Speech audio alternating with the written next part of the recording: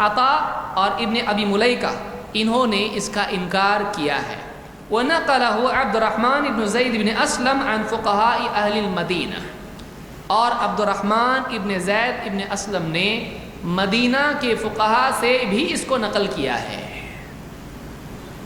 یہاں تھوڑا میں رکنا چاہوں گا۔ بعض لوگوں نے کہا دیکھیے آپ نے یہ راوی یہاں ذکر کیا کیسے؟ کیوں کیا؟ میں نے تھوڑی کیا، یہ میں کس کی عبارت نقل کر رہا ہوں؟ ابن رجب، ابھی ان کی عبارت ختم نہیں ہوئی ہے۔ انہوں نے عطا اور ابن ابی ملیکہ کا قول ذکر کرنے کے بعد، موقف ذکر کرنے کے بعد انہوں نے کہا وَنَقَلَهُ، اور یہی بات نقل کی ہے کس نے؟ عبد الرحمن ابن زید ابن اسلم نے۔ کس سے؟ مدینہ کے فقہاء سے، عن فقہاء اہل المدینہ، مدینہ کے فقہاء سے عبد الرحمن ابن زید ابن اسلم نے یہ نقل کیا ہے۔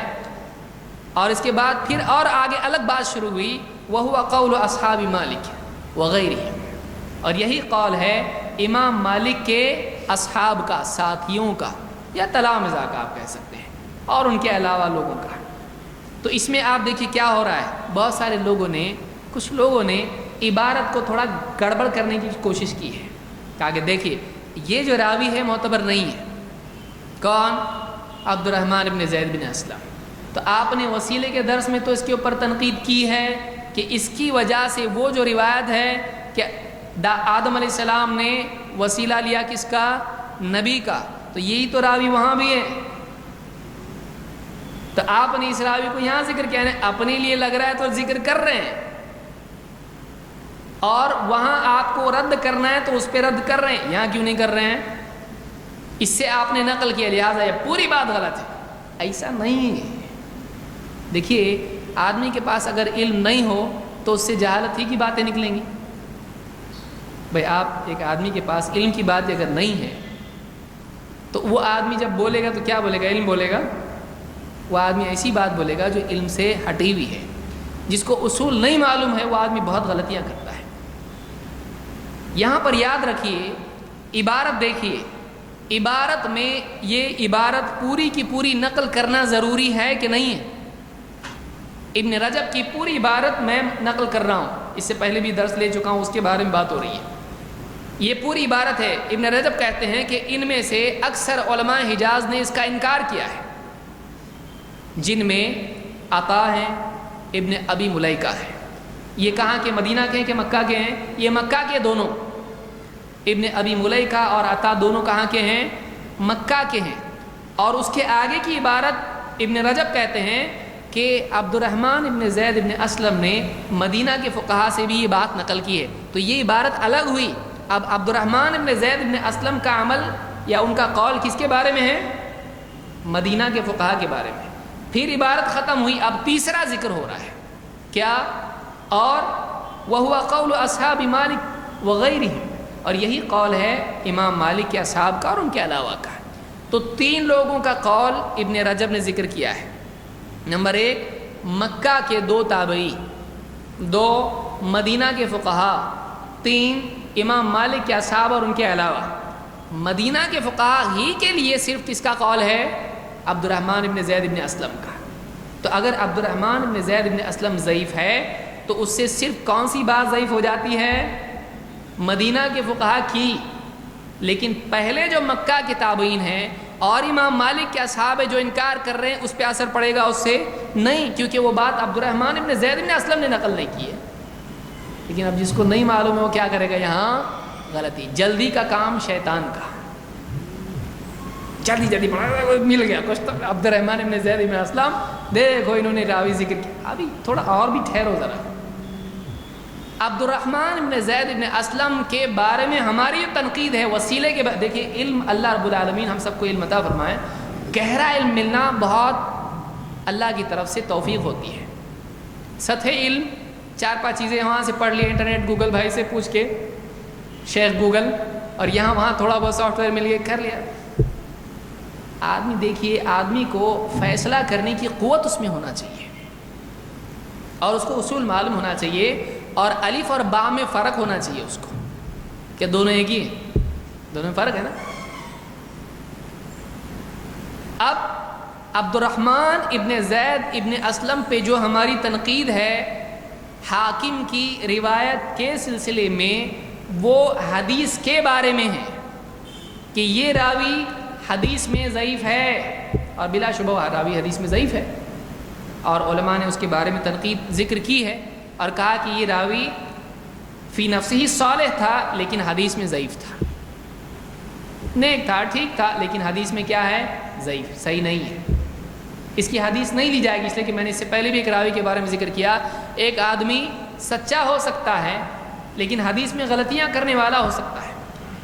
اور دوسری بات یہ کہ ایک آدمی ایک فن میں، ایک فیلڈ میں دلیل نہیں بن سکتا ہے لیکن دوسری فیلڈ میں اس کی بات لی جا سکتی ہے۔ ایسا ہو سکتا ہے کہ نہیں ہو سکتا؟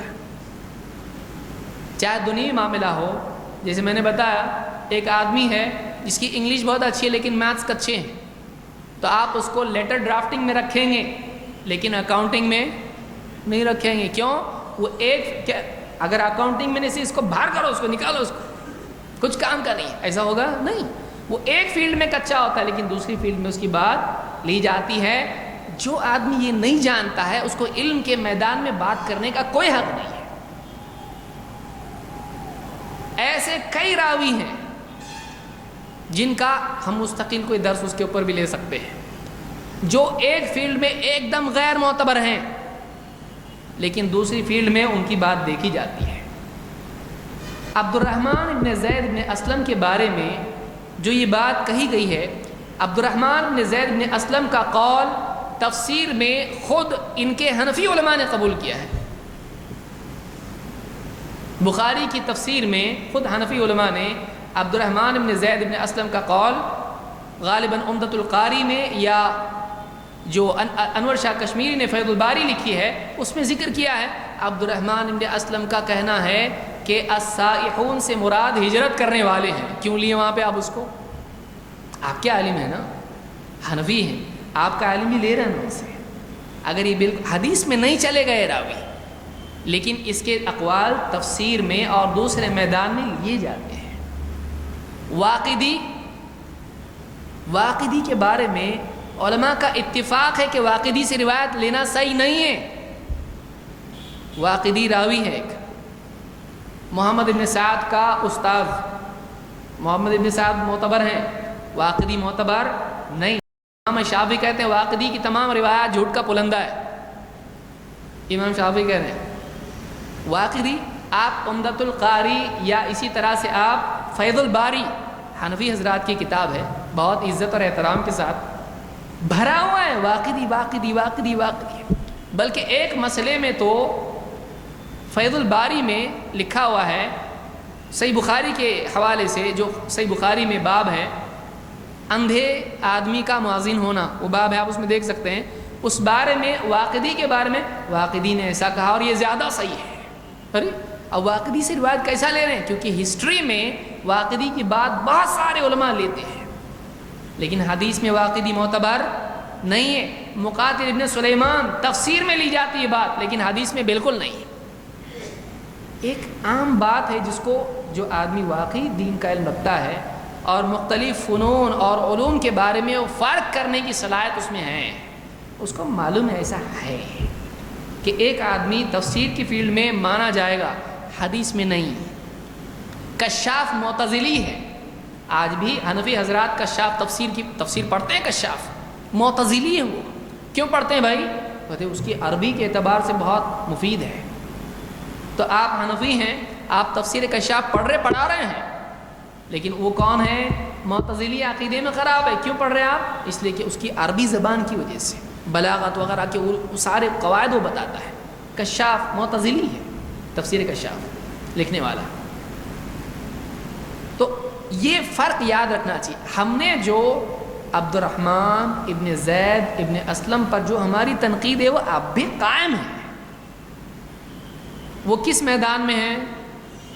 یہاں حدیث بیان کر رہا ہے عبد الرحمن ابن زید ابن اسلم، یہاں کیا ہے؟ یہاں مدینہ والے ایسا بولتے تھے، یعنی آپ ایک آدمی حدیث میں اگر کچا ہے آپ کچھ بھی بات اس کی نہیں سنیں گے، میرے چچا آئے نہیں،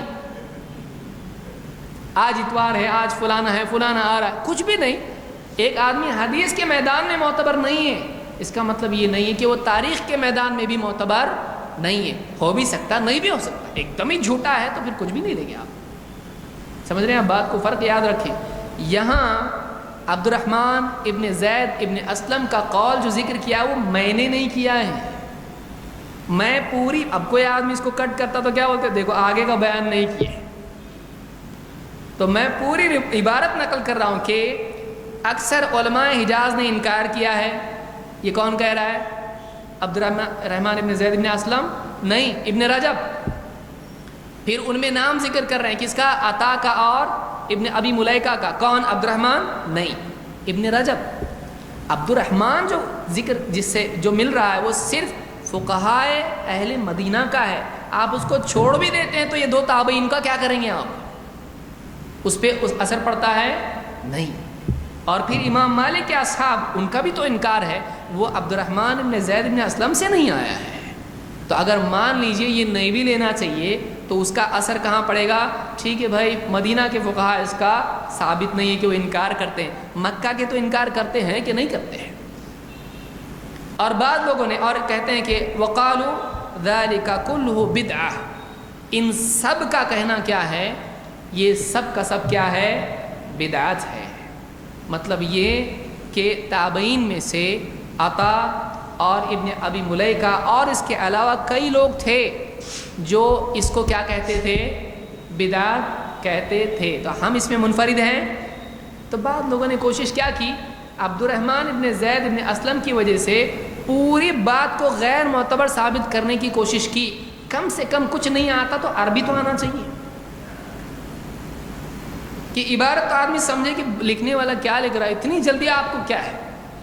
تھوڑا صبر سے کام لیں, تھوڑا سمجھیں پہلا جملہ کیا بول رہا ہے, دوسرا جملہ کیا بول رہا ہے, تیسرا کیا بول رہا ہے. تھوڑا صبر ہے. صبر نہیں ہو آدمی کے اندر تو ایسا نقصان ہوتا ہے. ایسی تنقید آدمی کرتا ہے جو اپنے علم کے عیوب کے ثابت کرنے کا ذریعہ بنتی ہے.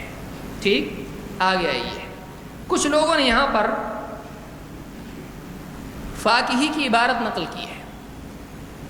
فاقہی محمد ابن اسحاق فاقہی. اب میں دیکھا تھوڑا سا پورا دیکھا میں, وہ فقیہی نہیں ہے, وہ فاقہی ہے. نام کیا ہے ان کا؟ محمد ابن اسحاق الفاقیہی. فقیہی پیارے, فقیہی نہیں ہے, وہ کیا ہے؟ فاقہی ہے. اور ان کا قول ذکر کر کے یہ ثابت کرنے کی کوشش کی کہ دیکھو مکہ میں یہ رات منائی جاتی تھی. کیا قول ہے فاقہی کا؟ فاقہی کہتے ہیں وہ اہل مکہ فیما مضى الى اليوم, ماضی سے لے کے اب تک مکہ والوں کا عمل جو ہم نے دیکھا وہ یہ ہے, اذا كان ليلة النصف من شعبان خرج عامة الرجال والنساء الى المسجد. کہ جب 15 شعبان کی رات ہوتی تھی تو مکہ والے کیا کرتے تھے؟ یعنی یہ ثابت کرنے والے, دیکھیے آدمی بڑا ڈاکو ہوتا ہے, ثابت کرنے پہ آتا ہے تو بہت کچھ ادھر ادھر کا توڑ جوڑ کے کچھ تو بناتا ہے. ٹھیک ہے, دیکھتے ہیں کیا بول رہے ہیں باقی. کہتے ہیں کہ اذا كان ليلة النصف من شعبان واهل مكة فيما مضى الى اليوم, آج تک مکہ والوں کا عمل یہ ہے ماضی سے اب تک کہ جب 15 شعبان کی رات ہوتی تھی خرج عامة الرجال والنساء الى المسجد, عام طور سے مرد عورتیں مسجد کی طرف نکلتے تھے. فصلوا وطافوا واحيوا ليلتهم, تو کیا کرتے تھے؟ نماز پڑھتے تھے, طواف کرتے تھے اور رات میں جاگتے تھے. کب؟ 15 شعبان کی رات کو. حتى الصباح بالقراءة في المسجد الحرام, یہاں تک کہ صبح ہو جاتی تھی اور وہاں پر کیا کرتے تھے؟ وہ قرأت کرتے تھے مسجد حرام میں. حتى يختم القرآن كله, یہاں تک کہ اس رات میں پورا قرآن ختم کرتے تھے. اچھی بات ہے. اب یہ مانتے ہیں آپ لوگ, دلیل میں تو پیش کر رہے ہیں, تو دلیل میں جو پیش کر رہا ہے وہ ماننا بھی تو چاہیے نا. عورتوں کو آنے دیتے مسجد میں, جس کا قول ذکر کر رہے ہیں وہ کیا بتا رہا ہے؟ اس رات میں مرد عورتیں مکہ میں کیا ہوتی تھیں؟ مکہ میں نماز کے لیے جمع ہوتے تھے. جماعت سے وہاں نماز ہوتی تھی، صبح تک نماز چلتی تھی، ایک قرآن پورا ہوتا تھا. کرو تو جس کا عمل ذکر کر رہے ہیں وہ عمل تو کر رہے نہیں.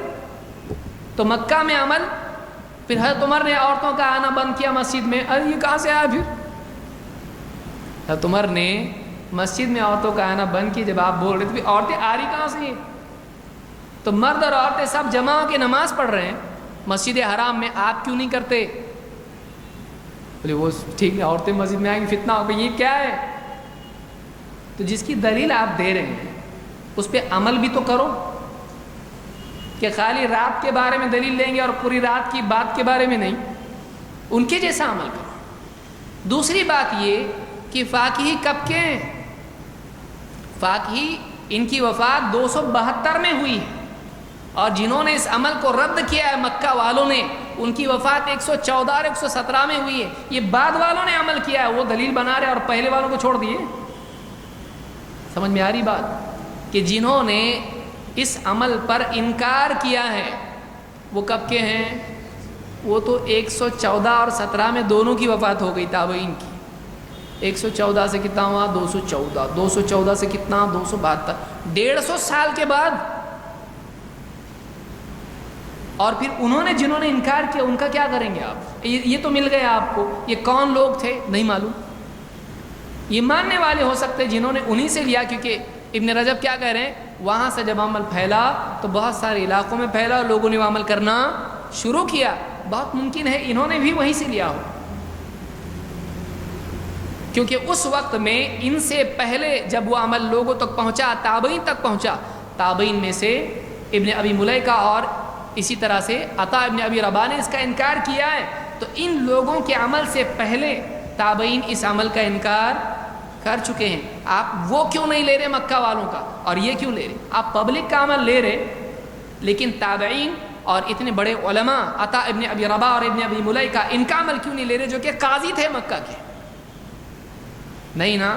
ایسے ہی ہوتا ہے کہ ایک آدمی جب کرنا ہی اس کو ہے تو پھر آپ کتنا بھی منع کرو وہ کر کے ہی رہتا ہے. شادی کرنے والوں کو دیکھو آپ، دل آ جاتا جب کسی کا تو بڑے دادا نانا چاچا پھوپھا خالہ خالو کس کی بھی سنتا نہیں، اس کو ادھر ہی جانا ہوتا، اس کو بس وہی چاہیے. دل میں رچ بس گیا ایک بات اس کے، وہ چھوڑے گا نہیں. ایسے ہی اہل بدعت کا حال ہوتا ہے. جب ساری دلیلیں فیل ہو جاتی ہیں تو اس پہ آتے ہیں منع کدھر ہے، برا کیا ہے، اور دلیل لانا چاہتے ہیں کہیں سے بھی کچھ بھی، ڈوبتے کو تنکے کا سہارا، اس کو لے کے عمل کرنا شروع کرتے ہیں. تو یہاں پر آپ دیکھیں گے کہ ہم نے مکہ کے تابعین کا عمل ذکر کیا کہ وہ اس پر انکار کرتے تھے. وہ عبد الرحمن ابن زید بن اسلم کی روایت نہیں ہے. عبارت 10 بار پڑھیں گے تو کم سے کم سمجھ میں آئے گا. اگر ایک بار نہیں سمجھ میں آ رہی نا، 10 بار پڑھو نا، صبر کرو، تھوڑا اچھے سے پڑھو، علماء سے پوچھو، بڑے علماء سے پوچھو کہ وہ عبارت کا ترجمہ کیا ہوتا ہے. خواہ مخواہ اعتراض کرنا اور تنقید کرنا آدمی کو نقصان دیتا ہے. تو یہاں پر یہ خلاصہ اس چیز کا ہے کہ اس سلسلے میں تابعین کا رد موجود ہے. اور کہاں کی تابعین ہے؟ مکہ کی ہے. اور ابن رجب اس سلسلے میں جو کہہ رہے ہیں وہ کہتے ہیں کہ وہ انکر ذالک اکثر علماء الحجاز، اس عمل پر حجاز کے، حجاز کس کو کہتے ہیں؟ مکہ، مدینہ، طائف، جو عرب ہے، مکہ، مدینہ، طائف اور اس کے اطراف کے جو علاقے ہیں، ان کو کیا کہتے ہیں؟ یہ حجاز ہے. یہاں کے علماء نے انکار کیا. اگر یہ عمل وہاں واقعی سنت سے ثابت ہوتا، اللہ کے نبی صلی اللہ علیہ وسلم کے زمانے سے ہوتا آیا ہوتا، یہ کیوں انکار کرتے اس کے اوپر؟ اور خود ابن رجب کیا کہہ رہے ہیں؟ اس سلسلے میں اللہ کے نبی صلی اللہ علیہ وسلم سے اور صحابہ سے کوئی ثابت نہیں. تو پوری بات کا خلاصہ یہ کہ نمبر 1، اللہ کے نبی صلی اللہ علیہ وسلم اور صحابہ سے کوئی ثابت ہے اس سلسلے میں؟ نہیں. کہاں سے ثابت ہے؟ شروعات تابعین. کہاں کے تابعین؟ حجاز کے؟ نہیں، شام کے. پھیلا کہاں سے؟ وہیں سے، سب طرف. اور پھر ان کے پاس کیا دلیل تھی؟ ان کے پاس اسرائیلی روایات تھی. ہو سکتا ہے یہ ضعیف روایتیں بھی ہوں ان کے پاس، وہاں سے انہوں نے لیا اس کو. وہاں سے پھیلا. جب پھیلا تو لوگوں نے سب بولے بہت اچھا عمل ہے کرو. نہیں، کچھ نہیں کیا، کچھ نے نہیں کیا. نہیں کرنے والے کون ہیں؟ حجاز کے علماء. اکثر مکہ مدینہ کے اکثر علماء انہوں نے انکار کیا. جن میں سے کون ہے؟ عطا اور ابن ابی ملیکہ. کب کے ہیں؟ دوسری صدی کی شروعات کے. فاقی بولتے ہیں ہمارے زمانے میں لوگ عمل کرتے تھے، پہلے سے دیکھتے آئے ہم لوگ. ٹھیک ہے، وہ کب کے ہیں؟ 252 کی وفات ہے ان کی. ان کی 114 کی وفات ہے. 150 سال کا فرق ہے. پہلے ہی اس کا ریجیکشن ہو چکا ہے. بعد میں اگر لوگ عمل کرتے ہیں تو کریں. بعد والوں کا عمل دلیل ہوگا نہیں. بعد میں تو 4 مسلح بھی تو ہو گئے تھے نا وہاں پہ. اور اس کے بعد آج کا عمل لیں گے مکہ کا. آج بھی تھوڑے لوگ لیتے، لیکن وہ بھی کیسا؟ آج بھی لوگ مکہ میں ہوتا نا ایسا. کیا ہوتا؟ 20 رکعت تراویح. ابھی رمضان آ رہا، شروع ہو جائے گا سب. مکہ میں 20 کیسا ہوتی؟ مدینہ میں 20 کیسا ہوتی؟ مکہ میں دعا نہیں ہوتی نماز کے بعد، وہ نہیں لیں گے. اقامت اکہری ہوتی ہے. اور کتنے سارے اعمال وہاں پر ہیں، پوری گنتی وہ نہیں لیں گے. لیکن وہاں پہ کیا لیں گے؟ صرف 20 رکعت. تو اہل بدعت کا یہ معمول ہے، مستقل معمول ہے، اصول ہے، خاموش اصول، کہ اپنے مطلب کی لینا اور باقی چیزیں چھوڑنا، جو ٹکرائے وہ چھوڑ دینا. تو یہاں بھی انہوں نے یہ ساری چیزیں کی ہیں. اللہ تعالیٰ ہدایت عطا فرمائیں. اس سلسلے میں دیکھیے، یہ بات ہم نے دیکھی کہ اس میں تابعین کے دور میں اختلاف ہوا. بعض نے اس کو قبول کیا اور بعض نے قبول نہیں کیا. اللہ تعالیٰ کا اس بارے میں ہم کو کیا حکم ہے؟ نمبر 1، فَإِن اذان کا وقت ہو گیا ہے، ہو چکا ہے. 9 بجے کی اذان ہے، 8:45 کی. آخری بات کہہ کے اپنی بات ختم کر رہا ہوں. اللہ تعالیٰ کا حکم ہے فَإِن تَنَازَعْتُمْ فِي شَيْءٍ فَرُدُّوهُ إِلَى اللَّهِ وَالرَّسُولِ. اگر کسی چیز میں تم میں اختلاف ہو جائے تو معاملے کو کہاں لوٹاؤ؟ اللہ اس کے رسول کی طرف. وہاں سے مل رہا کرنا، نہیں کرنا مل رہا ہے وہاں سے تو ہم کو کچھ بھی نہیں مل رہا ہے. اگر کرتے تو ہم بھی کرتے، نہیں کیا تو ہم بھی نہیں کریں گے. کیوں؟ عمر بن خطاب رضی اللہ عنہ نے فرمایا کہ تو پتھر ہے، تو نہ فائدہ دیتا ہے نہ نقصان. اگر میں نے اللہ کے نبی صلی اللہ علیہ وسلم کو تجھے چومتا نہیں دیکھا ہوتا تو کبھی نہیں چومتا. مطلب آپ نے کیا اس لیے کر رہا ہوں، اگر نہیں تو نہیں کرتا. نبی سے ثبوت ہے تو کریں، تو مت کریں. اپنے دل سے نہیں کرنا چاہیے. اللہ رب العالمین ہم سب کو سمجھتا فرمائیں. مزید انشاءاللہ کسی اور سال اور زیادہ تفصیل سے اس کو ہم دیکھنے کی کوشش کریں گے. اقول قولی ھذا واستغفر اللہ لی ولکم.